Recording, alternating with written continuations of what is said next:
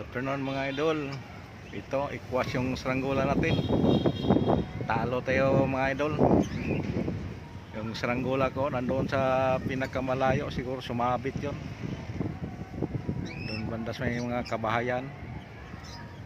Yun. Yung kalaban natin yung kay Pastor.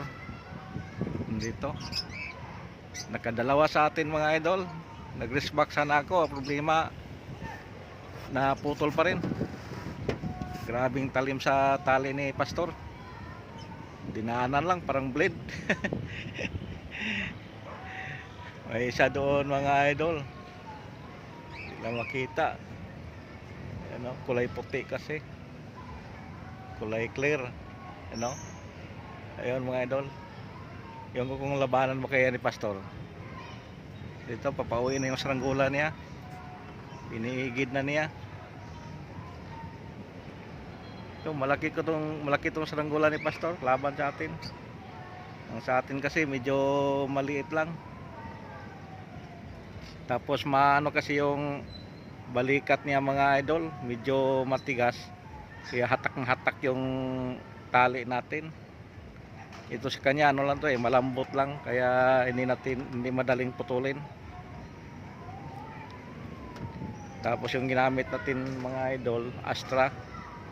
Yung sa kanya nylon yan gamit niya. Tapos ang bobo gamit niya ano pa, yung guma arabica. Mamahalin talaga kasi mayaman yung tao na yan Yun. May edad na rin yan mga idol. Siguro nasa 65. Mahilig lang din siya mag-ikwasan.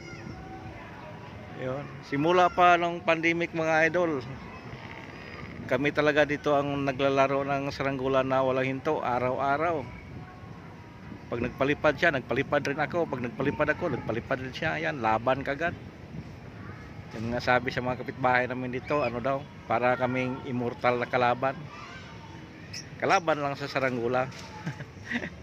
Yan lang mga idol.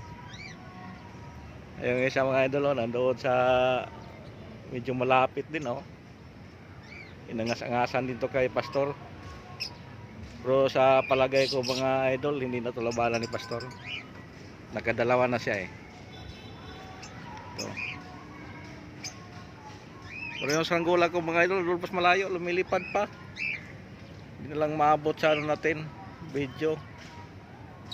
Lumilipad pa siya doon. Siguro yung tali niya, kasi may nabuhol yon, nadala, sumabit siguro sa halaman o ano kayang sinabitan doon, kaya hanggang ngayon lumilipad pa siya.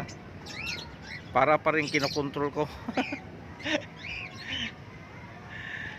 Ito. Yung saranggola ni Pastor may nakasulat to na Jesus is Lord.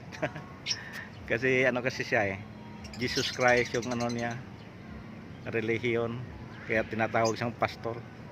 Hindi ko alam kung anong tunay na pangalan nito, basta Pastor lang tawag dito. So mga idol, medyo malapit-lapit na yung saranggola niya. Ayan.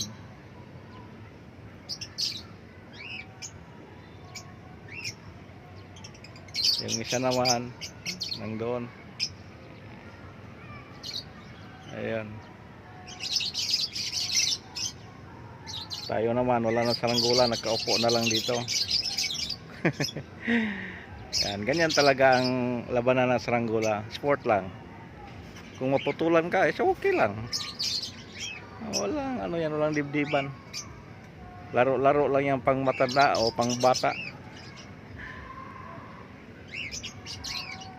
Yan umangat pa ng gusto. Kanina, ang layo niyang area niya kanina mga idol. Siguro mga tinodo niya, kulang-kulang mga mga 1.5 meter siguro o 1,000 meter. Kasi yung sa akin 700 meters yun sa kanya siguro mga 1.5 siguro o kaya 2,000 no.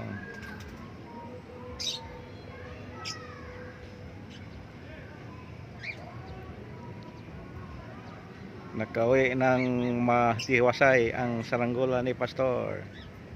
Isabit naman niya sa bahay niya. Yung bahay niya nasa yung may rooftop kasi yan, kasi sa baba pinakagrahe niya.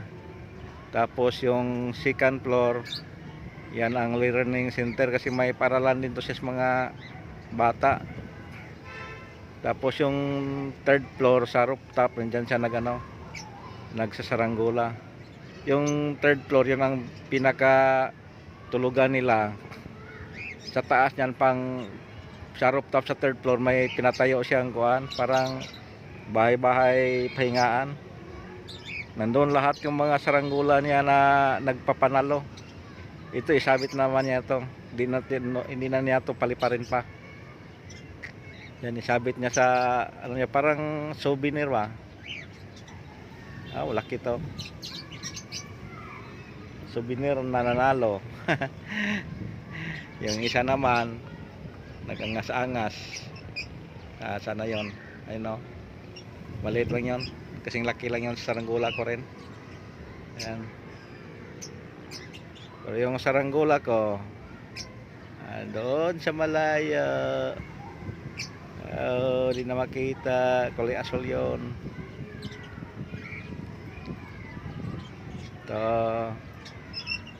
Ito kay Pastor, ito yung forma na damit. Pag lumilipad, para siyang t-shirt. Tingnan. Yan o. Tapos malaki rin. Laki din kasi, taba din ng ano dito, tali. You know. Pasisid-sisi din. Tuntua si Pastor, nanalo yung ano niya. Nanalo yung eroplano niya. Yun. Kahapon, laban din kami kahapon. Yun, sabay kami hindi na nakauwi yung mga saranggola namin. Kasi sa akin, siguro kung naputol niya o sadya bang binalatingga niya. Kasi malapit lang naputulan.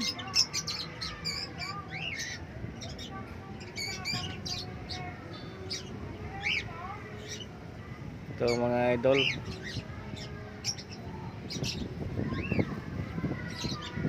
Yun.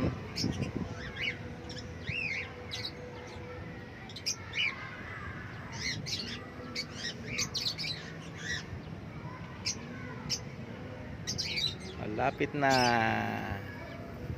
Nakauwi na sa bahay nila. Ayun.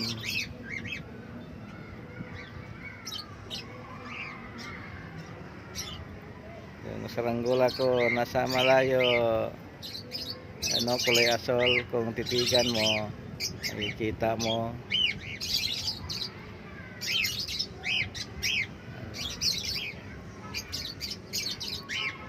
Sinisira ni Pastor, akala niya nandyan pa yung tali, hawak ko pa.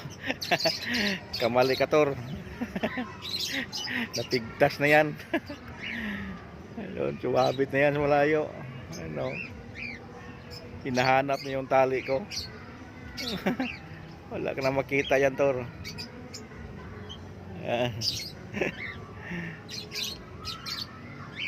Ayan.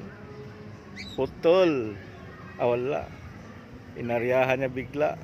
Akala niya nandyan yung tali ko. Ayan.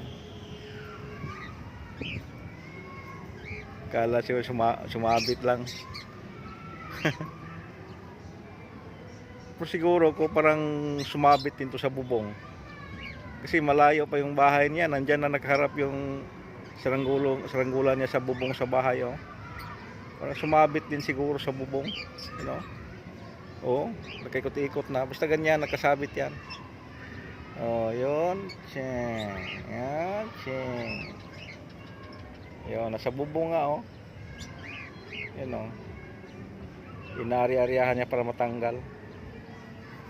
Kaya pala kanina hinagilap ko, hindi ko mahagilap. Bigla lang naputol yung saranggola ko. Kaya pala nasa ilalim yung tali niya, sa taas na.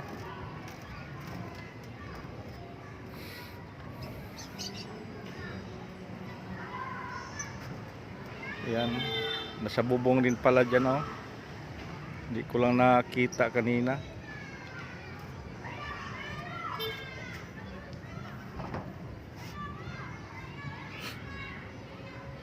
Ayan. Pag matanggal mo yan, Tor, makauwi yung saranggula mo. So kung hindi mo yan matanggal, dahil dyan na yan at matutulog. Yan, babain mo na lang, kukunin mo. Ayan. Yan, inaririyahan niya. Siguro na sa yero to sumabit. Ayan.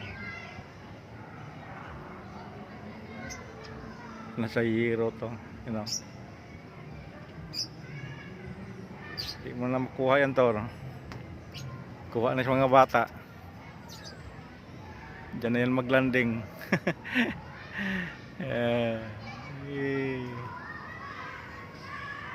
Ayan.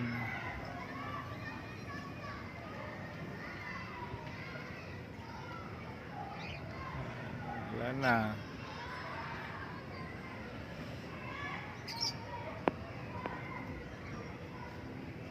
Baka pinakuha niya doon sa likod, mga idol. Dami siya mga alalay dyan, mga bata. Sige mga idol, thank you for watching, and please subscribe my YouTube channel, Kamos TV Vlog. Saka bisitahin naman yung munti kong Facebook page.